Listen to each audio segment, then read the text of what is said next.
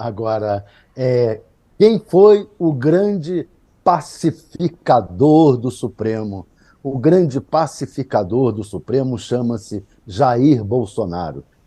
Temos que dar esse mérito a ele. O Bolsonaro resolveu atacar o Supremo, resolveu tentar destruir algumas figuras do Supremo, entre eles o Barroso, entre eles o Alexandre de Moraes, que aliado o tempo inteiro do Gilmar Mendes, e tentou se aliar ao Gilmar Mendes, mas a aliança do Gilmar com o Alexandre de Moraes era maior. E o Toffoli, o Bolsonaro tentou levar o Toffoli também, ou seja, tentou rachar o Supremo, tentou rebaixar o Supremo e acabou fazendo com que o Supremo, ao se ver que estava sendo atacado, é, acabaram se unificando.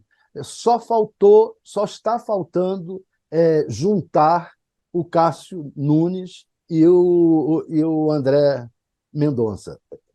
Se esses dois se juntarem ao resto do grupo, hoje, se você for dividir o Supremo, você vai ter 9-2. Você tem os 9 ali, estão mais ou menos entendidos. O Gilmar deu uma demonstração de que está entendido com o novo presidente, super elogiou, o discurso dele foi um discurso altamente elogioso ao Barroso, inclusive do ponto de vista teórico, ele elogiou o Barroso, né? Eu fiquei muito impressionado com os elogios dele. Então, mostrou que o Bolsonaro conseguiu unir os dois e unificar o Supremo, deixando só os dois que o ex-presidente indicou, que são hoje figuras um pouco apartadas do resto. Mas eu acredito até que, com o tempo, esses dois vão esquecer o bolsonarismo e vão começar a se juntar também ao tribunal, porque o espírito de corpo é uma coisa que funciona muito no Supremo Tribunal Federal. Eu disse, vou repetir rapidamente, que o Barroso tem aí dois pontos importantes. O primeiro é a consolidação democrática e o segundo é esse entendimento, essa harmonia com os outros poderes. Mas ele tem também tem é, uma tarefa que vai ser difícil. Qual seja, quando ocorreram ataques ao Supremo Tribunal, quando ministros passaram a ser ofendidos, quer pelo presidente, quer por bolsonaristas, quer por golpistas. O que fez o Supremo?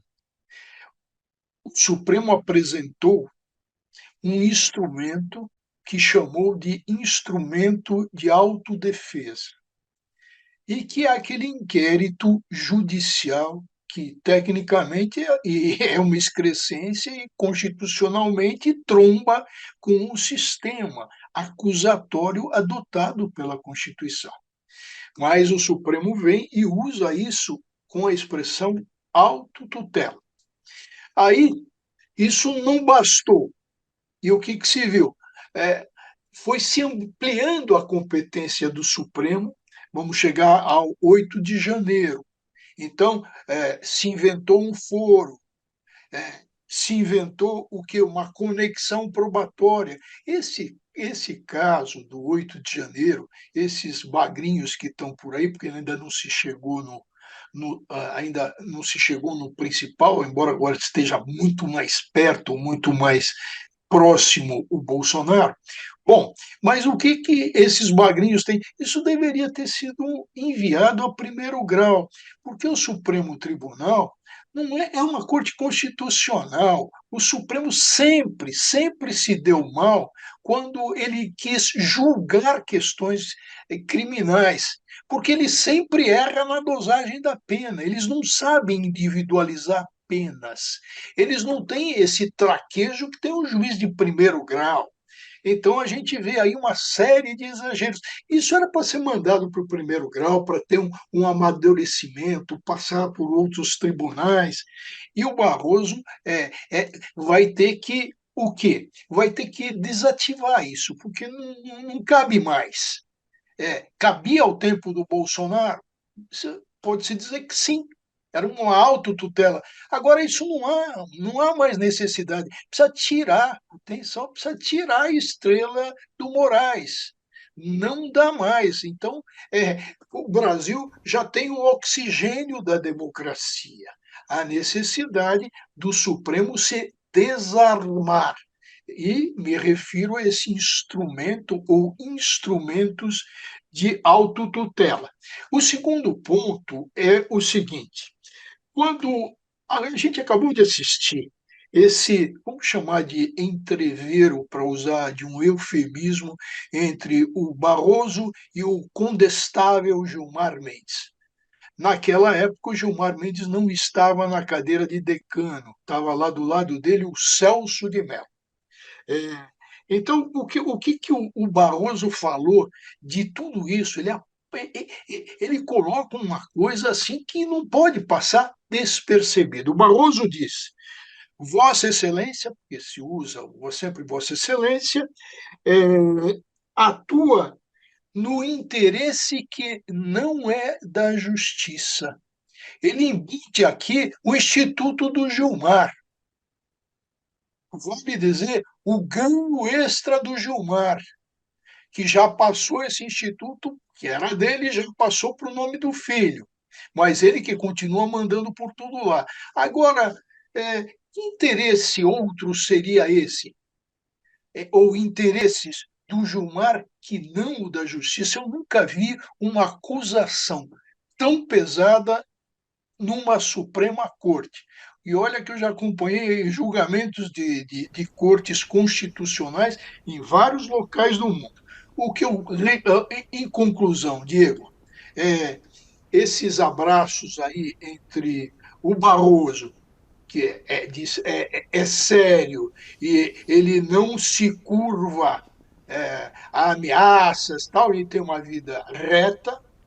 O que se viu disso aqui, o abraço deles e o discurso do Gilmar? É que agora eles são inimigos íntimos, vamos chamar assim, porque amigos não são inimigos íntimos. Hoje, essa questão dos 3 cotados para a STF chamou bastante atenção. Eles ficaram aí nessa primeira fileira, né, interagiram bastante.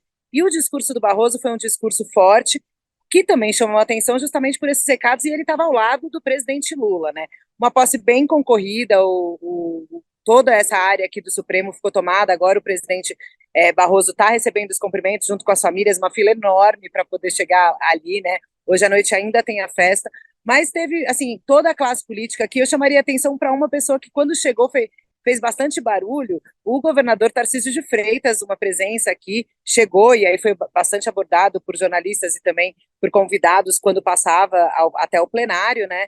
E aí a gente teve a presença da Maria Bethânia no final, cantando uma música de Chico Buarque ali a pedido do Barroso, e aqui nos bastidores se diz que essa escolha de Barroso, da escolha da música que a Maria Bethânia fez no final, foi uma homenagem do presidente Barroso para a sua ex-mulher viúva, né? Para a sua viúva. Era uma música ali do casal, então foi uma espécie de homenagem do Barroso, que dividiu o seu discurso em 3 partes, mas aqui até causou uma certa risada, porque ele costuma fazer isso, é um bastidor aqui do Supremo, ele costuma dividir em 3 partes os seus votos. E aí também, na hora que ele foi começar a falar, ele riu, e muita gente ali do redor riu, que ele falou que ele ia ser mais breve, né? E aí começaram a comparar se o Gilmar Mendes, que fez o discurso antes ali como decano, não falou demais, digamos assim. Na posse, eles chegaram a ter alguns embates aqui no Supremo Tribunal Federal, chegaram a romper, mas já fizeram as pazes, né? Enfim, mas ali também chamou um pouco a atenção esse bom humor do Barroso de brincar de que não faria um discurso grande. Quebrou o protocolo no fim, pulando as nominatas, que são aquelas coisas que até a gente brincou aqui, meio ultrapassadas mesmo, né? Quando a gente fala em pautas novas, talvez essa burocracia aí poderia também ser encurtada. Barroso hoje ainda termina a noite saindo daqui uma festa de recepção que vai reunir muitos convidados aí também, uma festa que também esgotou os convites e que deve, aí a expectativa se Maria Bethânia vai ou não. Outra celebridade que passou por aqui, Fátima Bernardes, com o deputado, o namorado dela, Túlio Gadelha, também fez barulho quando chegou, e uma cerimônia com muitas trocas de elogios, né? Barroso quebrou o protocolo ao dar um beijo ali na ex-presidente Rosa Weber. Eles são muito amigos, enfim, ele estava indo à tribuna, quebrou o protocolo dando um beijo na colega. Enfim, foi uma cerimônia marcada por essa troca de elogios, e o ministro deu aí a toada de que ele chamou essas pautas progressistas, né, essas pautas das minorias, ele disse que não são pautas progressistas, são pautas que a gente tem que colocar como tema na sociedade e que ele pretende tocar assim na presidência. Foi muito forte na defesa de gênero, né, e de raça ali ao lado do presidente, justamente falando da importância disso também na advocacia. E aí, por fim, só faria mais uma observação. Ele fez ali um desagravo rápido, mas importante também, aos militares, ao falar que eles não aderiram ao golpe, enfim. Tinha aqui o ex-ministro da Defesa, general Fernando, que eu conversei um pouquinho também, enfim, não quis falar muito sobre delação de Cid, nada disso, falou que não estava sabendo de nada, não quis comentar muito, mas era uma presença aqui também, o general Fernando, que foi assessor do ministro Fux aqui no STF também, então tem essa relação com o mundo jurídico. Ainda tem muita gente aqui, mas muita gente também já foi. Eu vou continuar aqui por aqui, Diego. É extremamente importante que isso ainda esteja colocado e que seja colocado até a nomeação, né? Que isso funcione como uma pressão para que a gente possa ter, talvez, quem sabe, uma influência nesse sentido, algo que seria muito salutar, muito importante, né? Hoje a gente tem uma série de estudos também que comprovam a importância, né, dessa composição plural, inclusive na forma como o tribunal decide. E se a gente pensar numa Suprema Corte, né, que tem como uma das suas funções principais, até como foi ressaltado durante a posse pelo ministro Barroso, a defesa dos direitos fundamentais, isso se torna ainda mais relevante, ainda mais candente. Então, acho que esse que é um ponto que está colocado e que bom que isso está chegando, né, aos ouvidos do presidente Lula. Há, no entanto, uma restrição que o Lula faz a esse tipo de escolha, que é o seguinte: o Barroso, e o Barroso até lembrou isso, foi escolhido pela Dilma Rousseff sem os dois se conhecerem.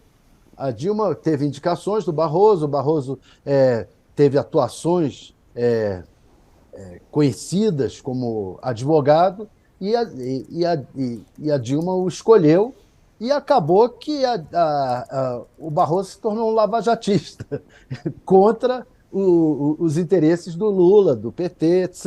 e tal. Então, o Lula está um pouco marcado por isso. A escolha ter que ser alguém que, tudo bem, que possa até ter proximidades ideológicas, mas que tem que ser uma pessoa da confiança dele, para que ele não coloque lá de novo alguém que vote contra ele, como votou o Barroso, como votou os antigos presidentes do Supremo, como votaram os antigos presidentes do Supremo.